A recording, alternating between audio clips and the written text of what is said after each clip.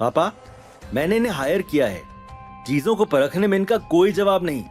भले ही मनिक भाई ने नक्श को इससे पहले कभी नहीं देखा था, लेकिन उन्होंने नक्श के बारे में काफी रूमर्स सुने थे।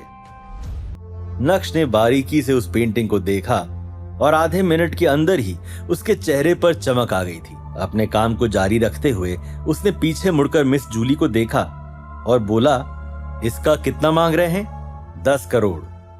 ठीक है, कीमत सही है। जब नक्श ने देखा कि उसे अनिका की तरफ से कॉल आ रहा है तो उसके चेहरे पर और भी गहरी मुस्कान आ गई थी। मनिक भाई ने गहरी सांस ली और नाखुश होते हुए मिस जूली की ओर देखते हुए कहा, तुमने इसे हायर किया और कोई नहीं मिला? यहाँ पर बहुत सारे लोग हैं, लेकिन सिर्फ आपकी तरफ से ही मुझे बेस्ट जजमेंट सुनने को मिला। तुम्हें ऐसा क्यों लगता है कि इस पेंटिंग का 10 करोड़ रुपए देना चाहिए? क्या खास है इसमें? Fake painting. मनिक सर, मैं जानना चाहता हूं कि क्या आपने काली घाटी के बारे में सुना है? क्या?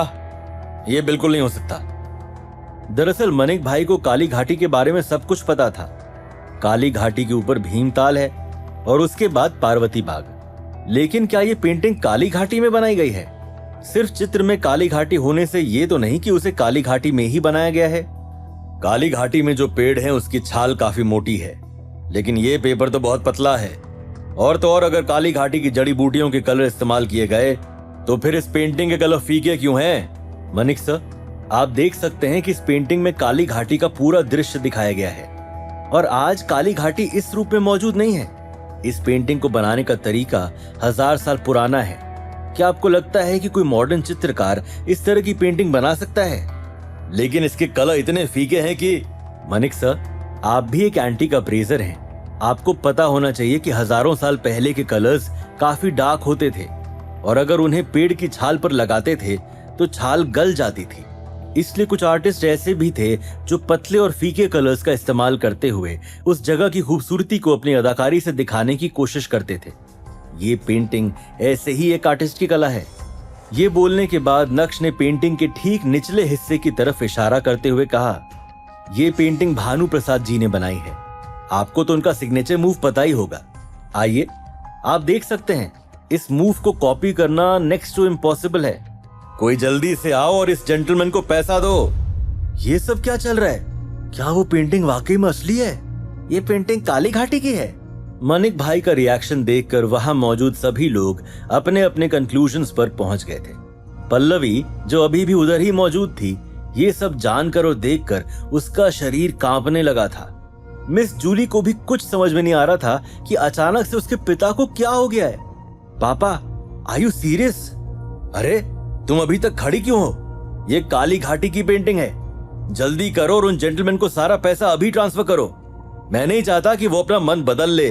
नक्श को इतना तो पता चल गया था कि उस आदमी को पेंटिंग के बारे में कोई नॉलेज नहीं थी, क्योंकि अगर होती तो वो इतने सालों पुरानी पेंटिंग जिसे भानु प्रसाद जी ने बनाई थी उसे सिर्फ 10 करोड़ रुपए में नहीं बेचता।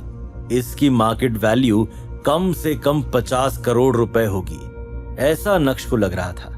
और इसी के साथ मनिक भाई फिर से मेन हॉल की तरफ बढ़े।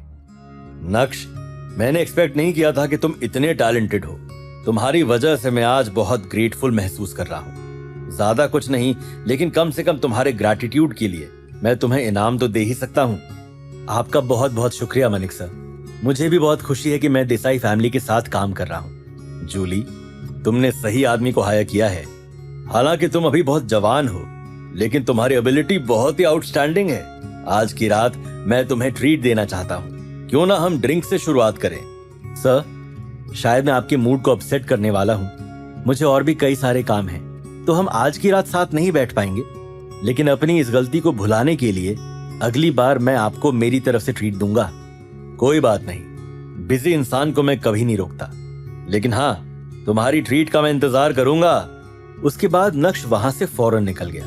देसाई एंटीक एम्पोरियम से बाहर आते ही नक्श की नजर उस इंसान पर पड़ी जो पेंटिंग लेकर आया था। वो किसी से कॉल पर बात कर रहा था और तभी नक्श का फोन फिर से बजा।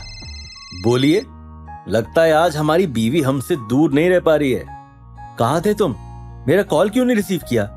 तुमने ही तो कहा था कि हमारा डिवोर्स मेरे परफॉर्मेंस पर डिपेंड करेगा। मैं अच्छे से अच्छा परफॉर्म करना चाहता हूँ, क्या तुम नहीं चाहती? क्यों हो रही थी अनिका नक्श से बात करने के लिए इतनी बेताब? उस रहस्यमयी सदियों पुरानी पेंटिंग के पीछे क्या छुपा था कोई राज? क्या नक्श अपने शातिर दिमाग से पता लगा पाएगा कि पेंटिंग बेचने के पीछे किसका था हाथ? ये जानने के लिए देखिए अगला एपिसोड सिर्फ पॉकेट FM के YouTube चैनल पर। और इंस्टा एम्पायर के सारे एपिसोड सुनने के लिए डिस्क्रिप्शन में दी गई लिंक से डाउनलोड कीजिए पॉकेट FM।